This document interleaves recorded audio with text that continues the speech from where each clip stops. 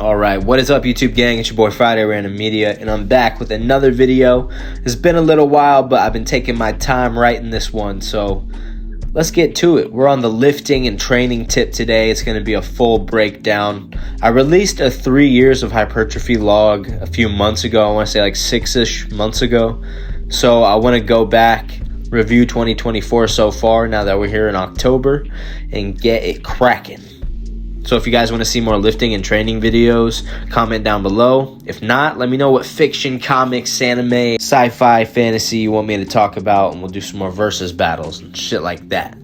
So to make this video more digestible and just the script easier, I sectioned it off into 3 separate pieces. One is the physical, one is the mental, and one is the spiritual. So as cliche as it sounds, just stick with me. Let's get into this video. Starting off, let's talk about my stats and my history of training. My physical stats, I stand at 5'7" and 3/4 of an inch, man. It's almost 5'8". Right now, I'm sitting at 165 pounds, and I'm assuming somewhere between the 13 to 16% body fat range, but I've never checked it out, nothing like that. But I've always been on the leaner side my entire life. So past history training. I've had a lifetime of athleticism and sports. When I was a child, I played football for a few years. I dabbled in boxing. 12 and 13 years old is when my dad really started, quote unquote, coaching me and lifting weights with me, running sprints, doing things of that sort, like bench and squat, deadlift, rows, like old school bodybuilding training with some, athletic training, whatever. I trained on and off until I was about 20 years old, never staying too consistent with it. But 21, 22, and 23 years old, I focused more on MMA-based training, like martial arts. So lots of sparring, lots of bag work, running, circuits, technique work, endurance work. And I did this for a few years. I'd say the lowest weight that I reached was 135 pounds dry. And I probably could have cut a few more pounds through water weight. But yeah, that's victim weight, dog. So about 23 to 24 years old, I dove into hypertrophy training and I changed my priorities. So I changed my training. I started lifting to gain more muscle mass. Inconsistent bulking took me from a base weight of 140 pounds to 160-ish pounds. I got stuck at 157-ish for probably like 8 months, and then I broke through the plateau, really dialing in, and I started tracking what I was actually doing. Now I'm 26, 27 years old at 165 pounds, pretty lean, and I'm still rising. So my main goal, not that you should shoot for a numbers goal, but I think it'd be cool to hit 170 pounds lean. Yeah, like I said, it's been about 6-ish months from my last lifting log. Let's get into the actual training and the diet, the split, all that. Let's dive into the physical. So getting into the split itself and the training and the exercises, this is going to be a hefty amount of yapping. So I'm going to be going over each day/body part and what exactly I do for most of the time. So buckle up. First, we're going to start with chest. Usually I do a chest day. My favorite chest movement has been the Smith machine bench. I stopped using different machines and methods to hit chest. Rather, I'm focused on hammering this specific movement until I get stronger, building up strength. And you'll find that becomes a common theme here with all my exercises, where I'm focusing more on actually getting stronger because I need to. I've been weak for a long time, and since my body weight is rising, I need to get stronger as well. Occasionally, I'd adjust a slight incline for the Smith, but mostly just a flat Smith bench press over 5 to 6 sets, warming up with 2 feel-it-out sets, which do increase over time. So let's say I began with like 95 pounds, and I'd do 10 reps of that to warm up. Eventually, that 95 would become 105, and so on. So the warm-ups actually get heavier as time goes on as well. The next 2 to 3 sets, I'd push as heavy as possible for a clean-ish 6 to 8 reps. And I say clean-ish because clean and not clean form, ego lifting and cyborg technique shit, it's a spectrum. So Maybe my first 4 will be very clean cyborg technique, and then the last 3 are going to be just a little shaky, just a tiny bit. But you need that to get stronger. As long as you stick in that 6 to 8 rep range, you're going to be still putting on mass and reaching like a hypertrophic stimulus or whatever the science says. And sorry if you're hearing dogs barking, children screaming. Sounds like some whistling or birds. I don't know. Planes crashing. We're outside on the front porch chatting right now. So if I do a final set for the Smith bench, I'll lower the weight to, maybe 30 pounds less than my heaviest set and do an AMRAP, as many reps as possible for the pump, because the pump is underappreciated. The second chest day exercise I want to talk about is the pec deck or any chest fly. The thing about pec deck and the chest flies is that for a long time it's been bothering my shoulder, so I've just been inconsistent with flies in general. However, when I adjust my form, it made a difference, especially on the pec deck machine. So by rotating my hands outward, like I'm doing an underhand grip, sweeping the elbows and the biceps together, it targets my pec so much more without the shoulder pain. I don't know why that is. I'm sure there's some sort of biomechanical mumbo jumbo that explains it, but if you're a scientist, let me know down below. But not too much more to say until I progress more with the pec deck and chest flies, because the shoulder thing just fucks me up every time. Moving on to the final chest exercise for chest day is push-ups. And push-ups is a timeless classic for a number of reasons. You can do them anywhere, anytime, with no equipment, and they're low injury risk. There's a lot of different ways they can be, you can progress with push-ups. And it's not just, hey, I got a gym buddy, put a plate on my back, or actively pressing down on my back. You can do 30 clean, pristine push-ups off the floor flat. Go for 30 decline push-ups with your feet elevated and see how easy that is. And then when you do that, do a superset where you do the decline push-ups and then you get down, do regular push-ups. Or if you have something like rings, which is a little less accessible, but if you have rings that you hang from the ceiling, you can do push-ups on the rings. Bald Omni-Man and Alex Leonidas, they've been chatting up ring push-ups for eons, And another thing with push-ups I want to mention really quick, it's almost always best, in my opinion, to go to failure. And the reason why is because you can eke out a bunch of partials at the bottom, which is strictly using your chest. Where you're not using your tricep to lock out at the top, you're just strictly using your chest, these little pump reps. I'm sure you can visualize it. Alright, so that is going to wrap it up for chest day and my main chest movements. Let's move on to back. And back is unique because you can have more of a row-based back day or a lat-biased back day, where you're targeting the lats rather than the mid traps or whatever. Anyways, let's move on to exercise number 1 for back. We got dumbbell rows. For myself and many others, dumbbell rows can be difficult to grasp at first. While I was so stuck in the form, it was once that I switched to a more stretch-based form that dumbbell rows really connected.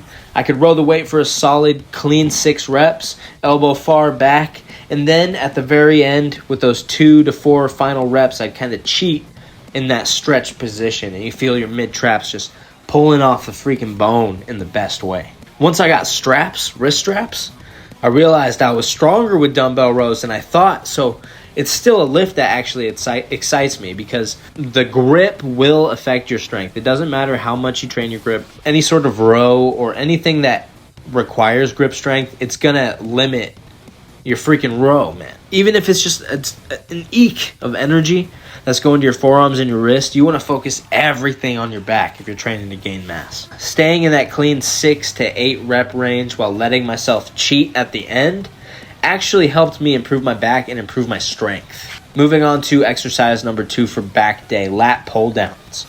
I always loved lat pull downs for a variety of reasons, but what I never done until recently is starting to use lat pull downs to boost my pull-up strength. So, for example, the most hypertrophic part of the pull down is the stretch at the top before the bar is near your chin. So, when you're all the way at the top and your lats are being pulled off your freaking bone, that stretch at the top, that is the most muscle building part of the movement. However, For most people, it seems like when you're doing a pull-up, getting their chin to the bar is the hardest part of the pull-up.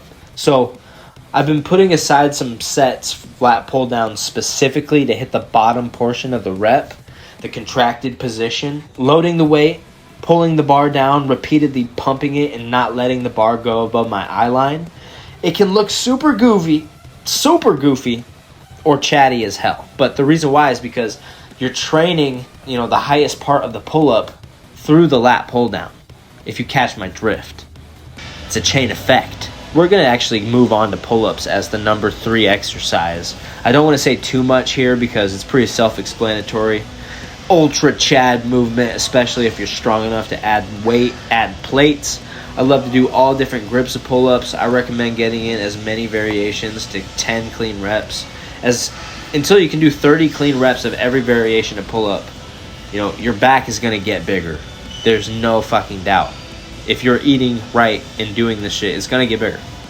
The 4th exercise for back is going to be the Smith machine rows. And like dumbbell rows, Smith machine rows just did not feel natural to me until I let my form become more stretch-based. Also, bringing the bar to my belly button area rather than sternum level made a huge difference. I prefer a mix of methods for my Smith machine rows, going for both a strong contraction and later on, when I am kind of worn out, moving on to that stretch-based, heavy lengthened partial movement and just go nuts on it.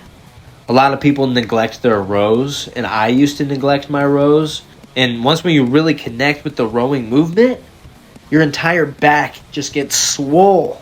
So that is going to wrap it up for our back day and our back exercises. We're going to move into delts, our shoulder day. And just a side note, I'm going to skip over front delts for this video. I feel like front delts could use a video of its own because of the hybrid training of mixed martial arts and boxing and things like that. So I will probably, if anyone's interested, make a separate video for front delts. But anyways, getting into side delts, our first exercise is lateral raises, dumbbell lateral raises.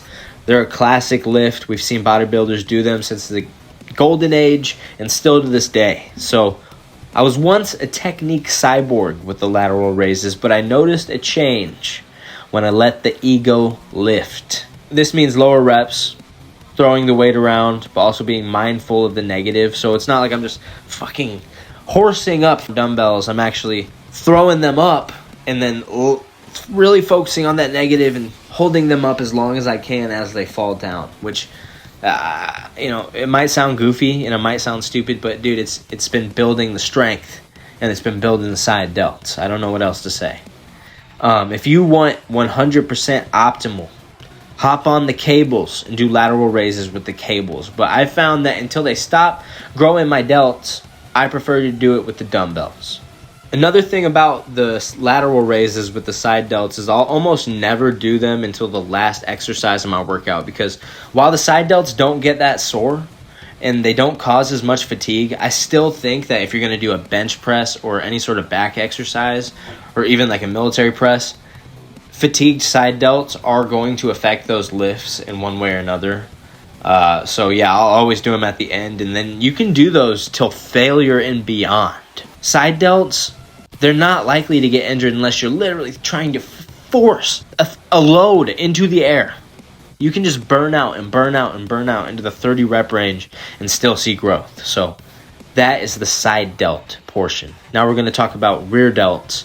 And my favorite lift for the rear delt is the rear delt dumbbell fly, the Meadows fly. They've worked very well for me, even if it isn't as optimal as a cable rear delt fly or the reverse pec deck.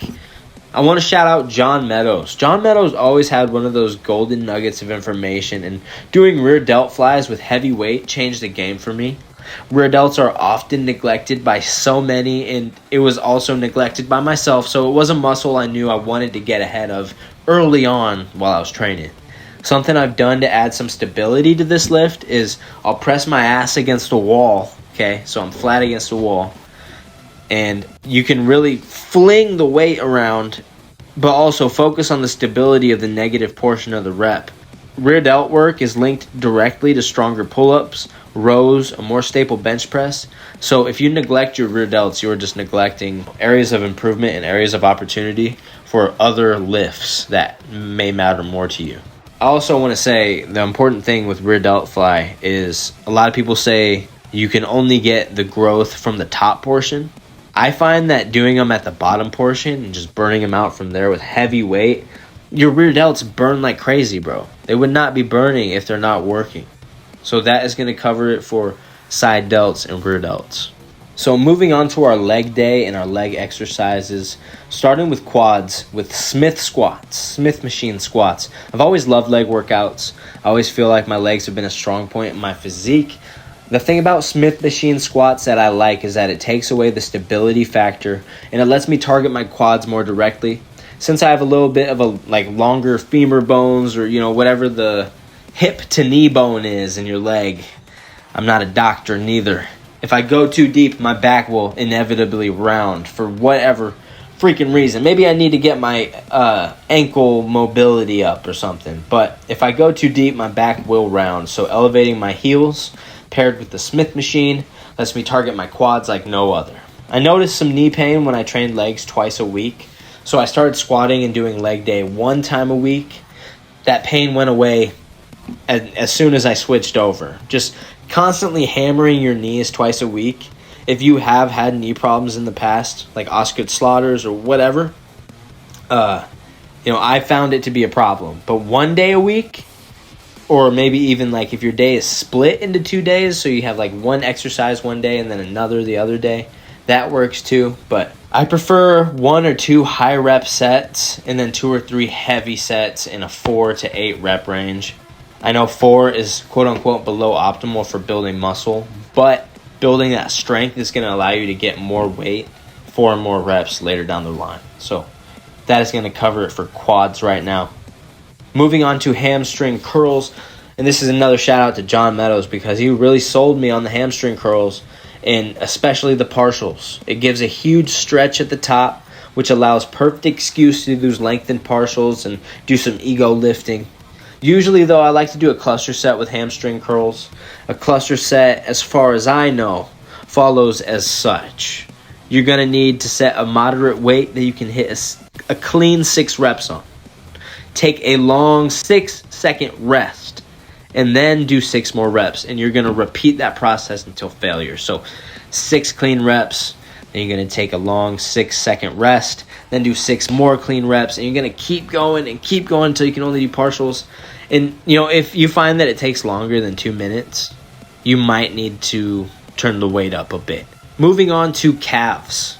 Calf raises. Like I said, legs are a bit of my strong point, and specifically my calves, for some reason, have always been big. So I don't train them nearly as often as I could, or I maybe should. But basically, I've been trying to get my arms closer to the size of my calves. So I haven't been doing that much calf training. Just calf raises, bro. Get a barbell under you. Get some dumbbells.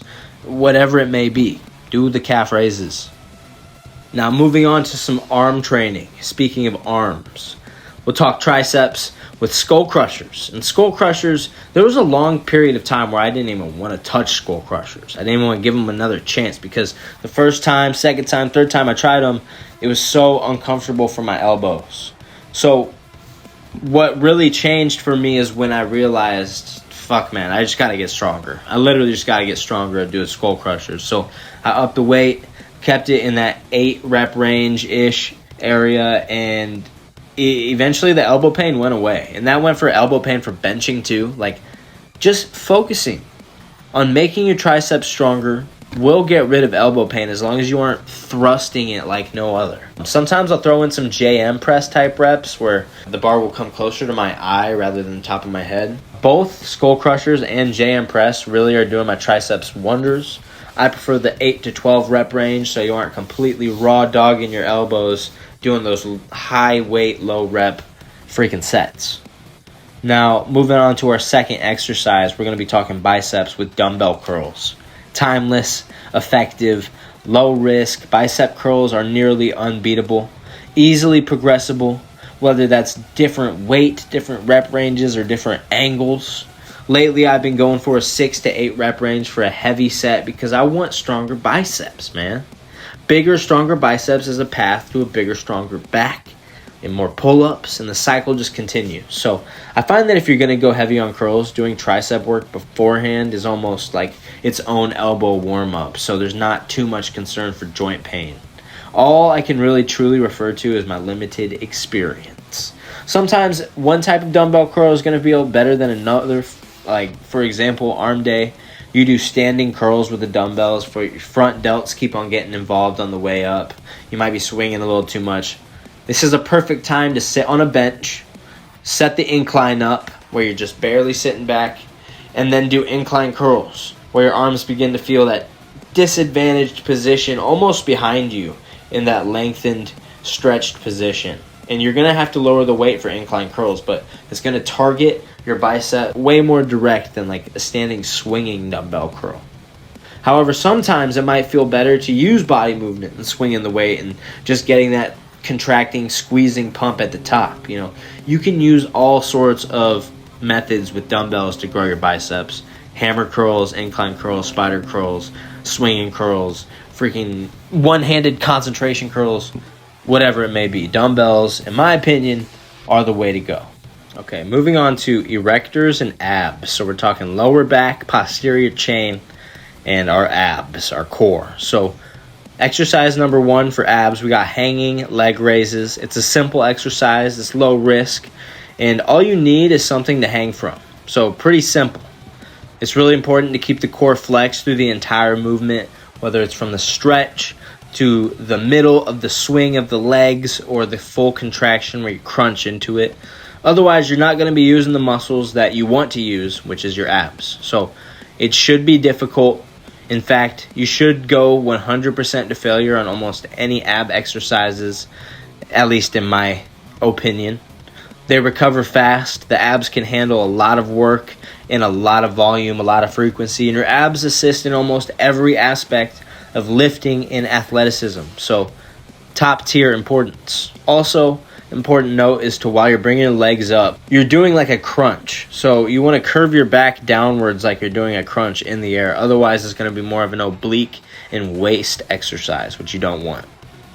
In my opinion, it's a perfect exercise to ego lift on, quote unquote, because you can throw your legs into a sloppy crunch. As long as you do everything in your power to control the descent, you can slop it up. Exercise number 2 for the lower back and posterior chain, we got stiff-legged deadlifts.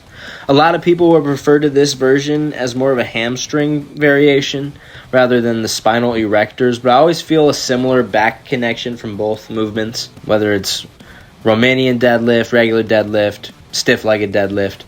However, the stiff-legged deadlift happens to be less fatiguing on my back and my posterior chain, which I know you want the stimulus to it, but you can still get the same stimulus while limiting the fatigue. So I noticed a lot of people will overlook the stiff-legged deadlift because they're afraid they're going to stick out their butt, ass in the air. And if you're still scared of looking silly in the gym, you need to watch some Eric or the bloat lord Grizzly himself. Okay? No one gives a shit if you look silly. Side note, the back hyperextension machine is a very simple machine, very simple movement. A lot of people neglect it, but it's a good warm-up and it's a good cool-down. Highly suggest it. And that is going to wrap it up for our erectors and abs. So we made it through the split. We made it through the exercises. Let me get to my final thoughts and wrap this up. Cardio, I did not touch on that, but cardio is done weekly. Some people do it every day like psychos, but I regularly throw in some endurance type stuff like a cluster buster set. Like I said earlier, cluster sets can last up to 5 minutes if you're a psycho. Also, I do stuff like sparring and striking and grappling mixed in, keeping the cardio up, which is way better than running or jogging. So still enjoy combat sports training on the side. And the cardio built by combat sports training is a crazy weird level, so it allows you to actually lift more, put more volume in, put more frequency in. It's an overall win. Point number 2 is I'm not as strong as I want to be and not even close. For a long time, I made the escapade for perfect, crisp, cyborg, absolute unit technique. And that worked fine for a while, but I wasn't really getting stronger. I did gain a little bit of size and some weight, but one can attribute that to newbie gains. But once I really started to focus on putting on heavier weights and the strength steadily rose and the gains definitely followed. So ultimate lifting goal right now, as well as putting on mass, is getting stronger, putting up better numbers, continuing to bulk, and it's going to be a long road to a lean, mean 170 pounds. Point number 3, I guess I should address the actual split organized into a separate muscle groups and days rather than overlapping like I did with the whole list. So the actual split itself is day number 1, chest day. You got bench, pec deck, push-up, pull-up, AMRAP. Day number 2 is back day. You got pull-ups or a lat pull-down. Then you got either dumbbell rows, Smith rows, and then probably end with a push-up, pull-up, AMRAP. The next day you got SHARMs, so you got shoulders and arms with skull crushers for your triceps, curls for your biceps, and then you're either working the side or the rear delts. On your leg day, you got squats for your quads, hamstring curls for the hamstrings, and then whatever you didn't work the day previously, you're going to go back to either the side delt or the rear delt. Your core day, the final day, is your stiff-legged deadlifts or your Romanian deadlifts or your regular deadlifts. A hanging leg raise. You could do some, decline ab crunches that are weighted as well. But I'll always end it with either side delt, rear delt, or a push-up, pull-up, AMRAP set. And this split has changed recently, which I will talk about when I get to the 2025 lifting log if the time comes. That is going to wrap up our exercises and splits. The next section, we're going to be talking about diets and supplements. So now that we spent a huge chunk of time talking about the lifting, about the split, about the regimen, let's get into diet and supplements while we're still on the physical tip here. I'm a big overthinker and I often get in my own way, so I try to simplify this stuff down to lists. It's almost turned into a menu method, focusing my diet around a menu of ingredients that I can mix and match.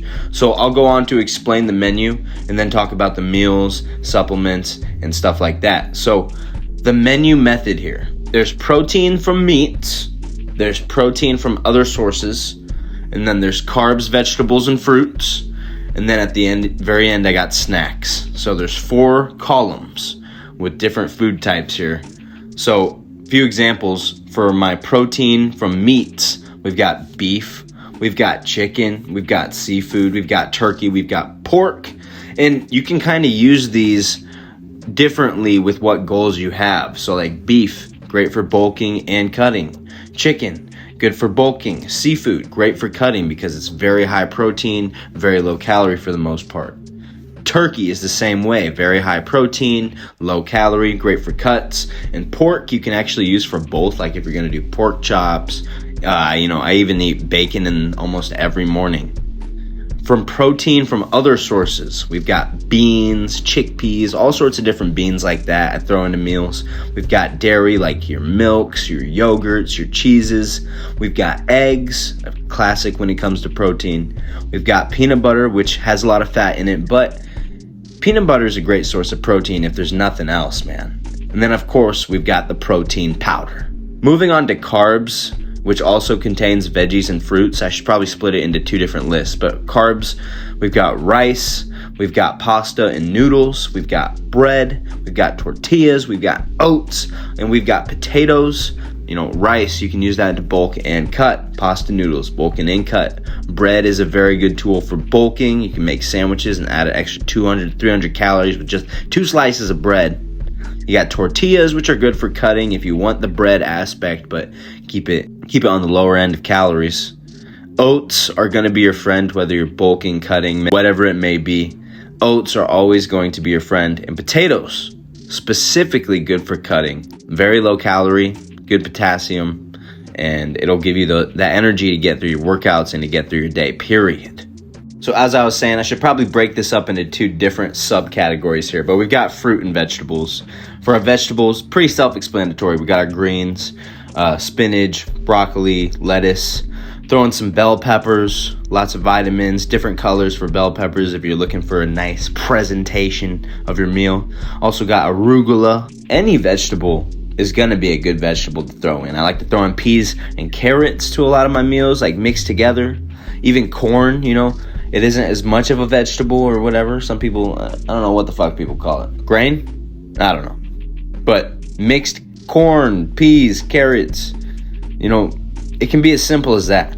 Now, when it comes to fruits, fruits are going to have more sugar. They're going to be able to get you through your workouts. They're also going to just give you a good energy boost and pick up throughout the day. Oranges, bananas, apples, any sort of berries or mixed berries, kiwi, and a few of these are specifically good for a few uses, like bananas. Very easy to sneak in throughout the day. Kiwi is rumored, I don't know if it's scientifically proven, but kiwi, specifically before bed, it's more likely to lead you to have better sleep. I don't know how true that is, or maybe it's the placebo gazebo, but either way, kiwis are good for you. Mixed berries, apples, very easy to throw into the blender if you chop it up, put it in a smoothie of some sort. Yeah, dude, when it comes to your fruits and your vegetables, you don't have to be too specific about them. Just get them in every day. Banana with peanut butter and chocolate, amazing. Chocolate covered strawberries and pineapples, flame. And finally, for snacks, we've got nuts and nut mix, trail mix. Throw some M&Ms in there, throw some high protein chocolate in there. We've also got chocolate. Chocolate is a valid snack, high calorie. It's not the worst candy for you in the world. Just gotta watch how much of it you eat. And another snack, I already said this, but fruit, even dried fruit. Fruit is good to snack on, man. You can make smoothies with it. You can make shakes with it, whatever it may be.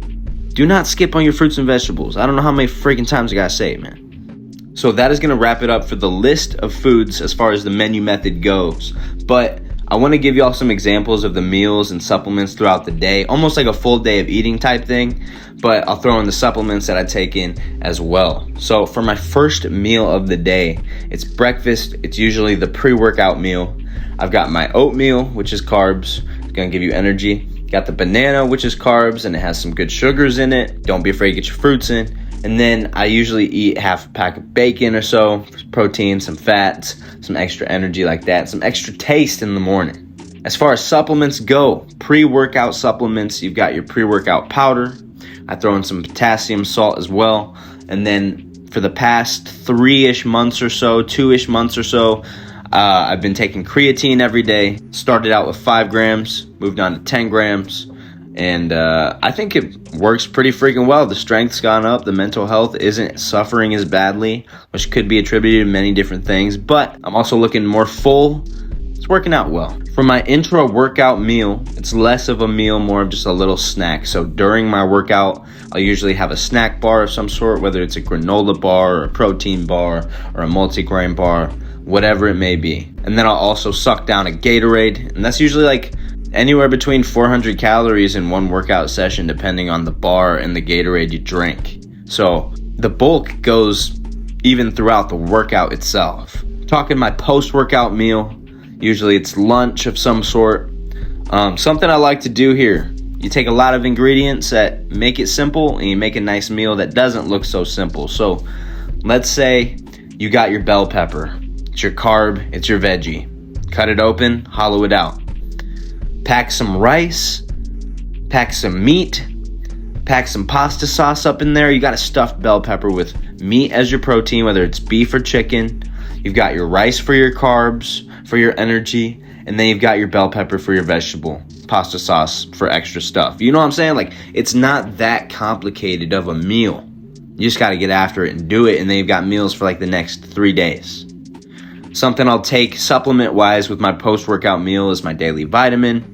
Just daily men's vitamin. You can never go wrong with that. Also take a fish oil. Fish oil will keep your joints nice and strong. Keep your joints healthy. Keep your heart healthy. Stuff like that. And then magnesium. I find that magnesium might be one of the only supplements that are even worth a damn as far as sleep quality goes, mental health goes, things like that. Really quick, I want to put this out there because I feel like there's a misconception where a lot of people will see a supplement online being marketed as this new greatest thing ever, the turkesterone, freaking magnesium, creatine, whatever it may be. These things are not power-ups. It's not like Goku changing into a different form or something. It's not Pokemon evolving into the next form. It's more like if you were to take a game like Skyrim or something, and you got your 1 through 100 strength stats and you're sitting at 50, you take creatine, you might get a slight passive boost where now it's like 52, out of 100. So it's not completely useless. Over time, the supplements and stuff will add up and stack up, and it makes a difference, but it's not something you can just freaking write down with numbers. It's not that clear cut. Moving on to snacks. A snack could be a bowl of cereal with milk, carbs, sugar, milk, whether you can handle dairy or not. Dairy be wrecking my system, so I stick with the lactose-free milk or the almond milk. I stay away from oat milk because oat milk is one of the most oily milks, beverages, supplements, whatever. Oat milk is oily as shit, man. Do not recommend it. Moving on from snack, we've got dinner. So this can be simple as well, man. Mac and cheese, you got your noodles, you got your dairy, you got your cheese. Let's say you throw in some chicken or some pulled pork. Now you've got some meat. Now you got some protein to go along with those carbs. Let's say you throw in some veggies, whether it's canned or frozen veggies. You've got mac and cheese with some barbecue pulled pork, and now you've got some baby carrots and some broccoli on the side. Throw on some barbecue sauce. Come on, man. Come on. You're fucking yourself over if you're not trying to make some good meals out of simple shit. Probably have another snack somewhere in between there after dinner, and that snack could be trail mix, nuts, and chocolate, keeping it on the bulky side, or some chips. You can have a bag of chips. Banana? Bro, always eat the bananas, bro. Banana on deck. Moving on from that snack, we got our final meal of the day, and this could just be a super simple sandwich. You've got PB&Js. Lather on some peanut butter, lather on some, apple butter or some jelly, whatever it may be. You've got 2 peanut butter and jelly sandwiches in front of you. That's got to be like 400 to 500 calories, especially if you pack it. And then you throw in a banana under the PB&J, it just gets even better. You see what I'm saying? Bananas can go almost anywhere, except, I'll pause there. You could also do another cold meat sandwich type of thing, whether it's bacon, turkey, freaking lunch meats. If you're bulking, sandwiches are going to be the vibe. And as one of my favorite YouTube creators, Bald Omni-Man himself, says, eat to support your training. And I wholeheartedly agree with that. If you're aiming for strength and size or any specific goal, you've got to fuel your body with enough quality calories to progress and recover. It's not just about pushing the food so you can hit your numbers. It's about pushing your food so you can actually recover and nourish your body to do it again and again and again.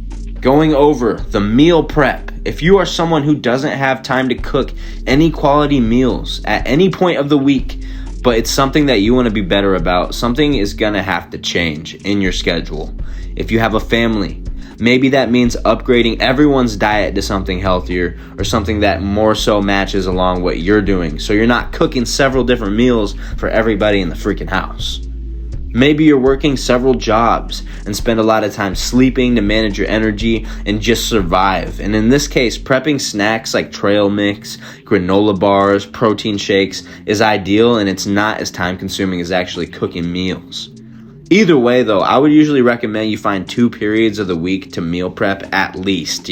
Whether this is 45 minutes at like 1 day a week, you got your giant batch of rice, you mash up 2 pounds of freaking ground beef, and then you got a whole bag of frozen vegetables that you can disperse over 3, 4, maybe even 5 meals, post-workout meals, wake-up meals, whatever it may be.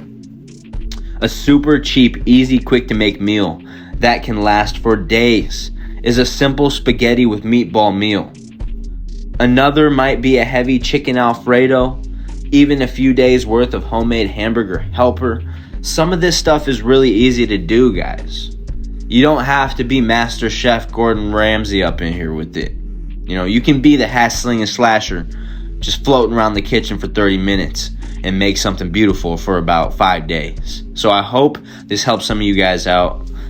Overall, that is going to do it for the food, for the diet, for the supplements, for the lifting. That's going to do it all for the physical aspect of this video, which means now it's time to get into the mental aspect.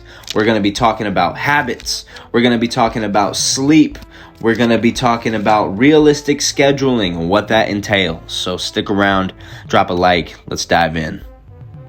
So moving on to phase 2 of the video, we're on to the mental phase. And the first thing that I want to touch on here are habits, and more specifically the ritual, what I call the ritual. And this is a fun one related directly to gains and making progress in the gym. Scientifically proven to the max, obviously. Optimal. The ritual. What is it? It's what preps you emotionally for your training. So I think it's very important, in my opinion, that everyone finds their ritual. Some folks have a certain playlist or a certain song specifically for their max out days when they're trying to PR, hit new numbers. I have a buddy who likes listening and watching old Ronnie Coleman videos. It just gets him fired up, ready to explode in the gym. All the phrases that come with it.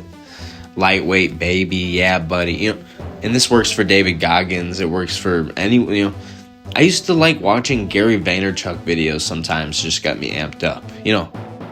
It could really be anyone. It doesn't just have to be a gym goer. So, other people might be very goal driven and very, competitively motivated to hit that next PR or run the extra mile or go those extra 5 rounds just to see where their own potential lies. Like they're competitive with their past self. Finding these mini goals along the way, finding these little side quests along the way, make a huge difference in the grand scheme of the main quest and the main journey. So in video game terms, sure, the main quest may be a very good game. The main quest may have a lot of great content, but doing all those side quests along the way, they give you new tools, they give you new skill sets, they show you different ways to do things. It gives you more experience. You don't want to get entirely distracted from the main quest, but what I'm saying is use the side quests and the new tools that you acquire to flesh out the journey. Also, in some cases, you're lucky enough to have a training partner who's not only equally as ambitious, but your schedules line up, the stars align, it just works. So, the mental boost that a competitive and motivating partner can give you can seriously change your lifts. And if you're doing that day in, day out, week after week, month after month, I really do believe that you're going to see a lot more progress than if you're just kind of dragging yourself through the motions on the daily by yourself. You can go up in reps just by feeding off that energy. You can go up in significant amounts of weight just by feeding off the energy of a great partner. And it's on some Dragon Ball Z type shit, man, on some fusion type shit. Moving on to the next topic in the mental phase here, let's talk a little bit about sleep. Everybody dreads this topic. Sleep is something I've never ever been consistent with in my entire life, except for maybe when I'm sick or something. Working night shift, sometimes it works well, sometimes it's not so optimal, but I try to prioritize enough sleep where I feel energized throughout the day without crashing, where I'm recovering from training and I'm not getting injured. So as long as those things are happening, I think my sleep is fine enough. I'll take those few naps if I can. Some people will have to take a few naps to feel at their best throughout the day. Some people don't have a choice and they gotta power through it. Some people do have a choice and decide to stay up on video games or TV or their phone or whatever it may be instead of getting that bit of extra optimal sleep. I've done it both ways, and I'll still do it both ways from time to time. For the most part, I really am focusing on, okay, I want to get my sleep because I need to recover. And, you get injured, it's going to be shitty, man. You just don't want to get injured. The older you get, the more rest you may need. The best is to aim for the scientific, optimally 9 to 8 hours, even 7 hours. But realistically, a lot of us as adults, or maybe just busy young people, may only get 6, 5-ish hours of sleep. Whatever it may be, you want to try to make it the best quality sleep absolutely possible. A surplus of healthy foods can only keep you up for so long. Your fruits and vegetables, and even your bad foods, your sugars and caffeines, that stuff is going to make you crash if you're not sleeping. So if you're on doomer mode, only on 4 to 3 hours of sleep every night, may God be with you, fam.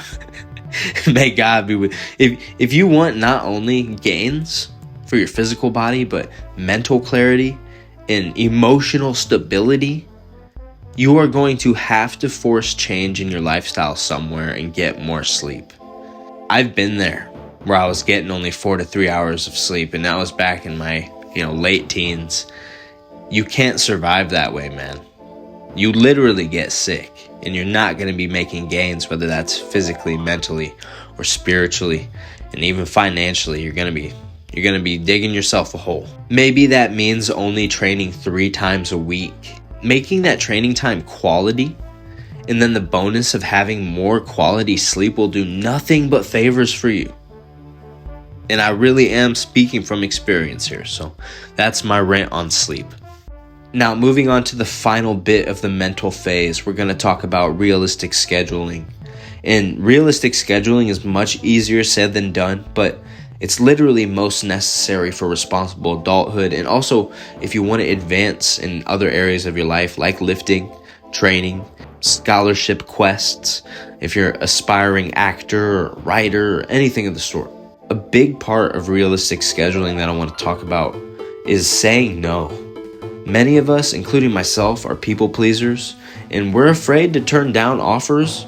And maybe it's from fear of missing out. If you have a lot of friends, if you have a lot of buddies, if you have a lot of coworkers, maybe, you're involved in a lot of different social activities. And this isn't to say no more fun.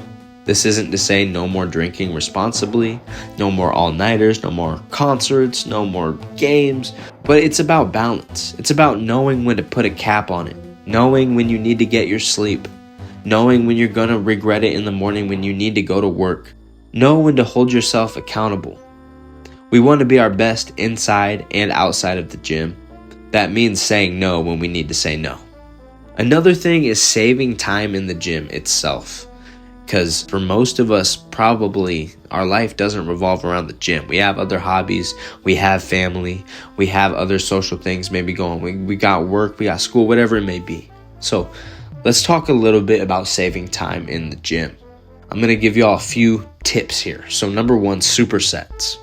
So for this example specifically, we're going to say you want to work your chest, your front delts, and your triceps. So first you're going to start with dips. Dips, pretty challenging movement. Let's say you can do about 8 clean dips, and then they start getting grindy and grimy from there. So you do your 8 dips, and then you drop down and start doing push-ups. So it's hitting the same muscle groups, your chest, your front delts, your triceps, but it's on a less challenging exercise, and you can really push it with either technique or whatever it may be, because it is a low-risk exercise. For example, this is different from what I have written down right here, but Arnold Schwarzenegger used to do bench press, and then when he was finished with his bench press, he would get up immediately and start doing lat pull downs, or maybe like a rowing movement. So he'd hit his chest, and then he'd go and hit his back to back. Another option you got is the cluster buster. And the cluster buster is it's a cluster set. I got this from Bald Omni-Man. So let's go back to the hamstring training that I was talking about way earlier. You do 6 reps, very clean reps with a moderate weight, and then you wait 6 seconds as a rest time. Those 6 seconds are up, then you go back and you hit 6 more reps. And you do this over and over again for, a minute and a half, 2 minutes, 2.5 minutes, until you literally can't move the freaking bar or the pad anymore. It's good on an isolation exercise like hamstrings or tricep push down, something of that sort, where it's low injury risk, because you don't want to do this on something like bench press or a freaking squat. You will get crushed. You will get destroyed. So the cluster buster, try to keep it to an isolation exercise specifically. Another example, another option for saving time in the gym is circuits. So for an example, 3 pull-ups and 8 push-ups. If you can do 10 pull-ups, 3 pull-ups shouldn't be a problem. But when you start adding in a little bit more arm fatigue with the push-ups, those 3 pull-ups are going to get difficult after the 3rd, 4th, 5th round. As far as the push-ups go, if you can do 30 clean push-ups, you should probably do about 8 to 10, because just like, the pull-ups are going to fatigue your arms. And yeah, I know it's biceps versus triceps when it comes to pull-ups and push-ups, but still, it's still localized in your freaking arm, dude. Your arm is going to get swollen after a circuit like that. You can either do that for as many reps as possible for each exercise, as many sets as possible, Or you just do it for a timed limit. So you can go like 2 minutes or 1 minute even, or up to 5 minutes if you're an absolute psychopath. Another thing is targeting one specific movement or muscle or lift you want / need to improve. So something like bench press is a good example. It's something that's high priority on the list. It's something that will grant the most gains, and it's something that you can build and progress with easily. Another one might be pull-ups. It's a skill-based movement that you can also build up with strength, and it's also a hypertrophic movement. So you got 20 minutes to work out, no problem. Let's hit as many sets of bench as we can with a high weight and, as many clean reps as possible, preferably in the 6 to 8 rep range. So it's okay to go into the gym with a short amount of time and just knock out one muscle with ferocity. And that is going to close our segment here for realistic scheduling and close out the mental phase of the video. My voice is giving out, so I'm going to continue recording tomorrow, so I'll be back with y'all in the morning. All right, good morning, ladies, gentlemen, and all who may be listening up. Today we're diving into the final page of the presentation. It's been a long road here, but we're finally going to dive into the third and final phase, the spiritual phase, the astral phase. And really what I want to get through here is, who are you? I want you to think about, who do you want to be? And that goes beyond training, beyond lifting, beyond martial arts, beyond just fitness in general. Do you want to be the guy known to slack off? The guy known to drag his feet and make excuses constantly? Or do you want to be known as the guy or the gal who digs their feet into the ground when things get tough? The one who stands their ground and fights the battle head on? Do you want to be a flake? Do you want to be someone who talks about what they're gonna do constantly? I got these plans, but never actually get after it? I'm sure you've either got someone who this reminds you of, or a time in your own life that you've been like that. There's been times where I've been like that, just posting videos on YouTube, man. So I like to relate all of this back to Lord of the Rings, specifically the discussion of Aragorn versus Boromir. Boromir oftentimes displaying arrogance, entitlement, lack of accountability. You compare that to Aragorn, who is often cleaning up after people and protecting others, being loyal to not only his fellowship and his friends, but his own ideals and morals along the way. More often than not, despite Boromir's sheer talent and his rank in the hierarchy of the kingdom, his heart was not the same as Aragorn. When it comes to training, diet, life in all aspects, family man, work, school, we don't want to wait until the very last second to make our mark and to do the right thing, much like Boromir did in the end of Fellowship of the Ring. We want to stay on the path. We want to stay loyal to our goals. We want to stay loyal to the process. We want to stay loyal to our family and our morals and our ideals. Stay more like Aragorn. We don't want to be another Boromir in someone else's story. We want to be Aragorn in this story. I hope that makes sense to you guys, and if you haven't seen Lord of the Rings, shut the damn video off and go watch the extended 11+ hour trilogy right now. All in all, I want to thank everyone for sticking around this long and listening to this video, checking out what visuals I got for y'all. Hopefully some of this stuff makes sense. We dove into the exercises, the lifts themselves, how and why I do them. We talked about the diet and the supplements, not to go too overboard, thinking supplements make you superhuman. We talked about sleep and our habits and the ritual of getting into the gym. We talked about the spiritual and astral plane of things. And my ultimate goal here with this video is just to hopefully inspire and motivate and hopefully give y'all some tips and tricks you can take away and apply in your own journey. Now, if you're an intermediate or an advanced lifter or trainee of any sort and you have some things that you think are just completely flawed in this video, call me out on it. I want to learn as much as I can. And if that means taking information from people who have more experience than me or even less experience and just are doing things better, I will listen. And I will apply that and I'll get down and grimy with it. So comment down below. Getting back to the usual content of my channel, if you guys want to see more versus battles between comic book characters, anime characters, video games, movies, books, comment down below what battles you guys want. If you want a specific character covered for a character breakdown, I can do that. If you guys want to know what is the strongest, like werewolves, vampires, aliens, any of that stuff, I got a special video for y'all very soon. So hold on tight. Make sure to hit like, subscribe, comment down below. Have a great day. Thank you guys for tuning in. Peace out.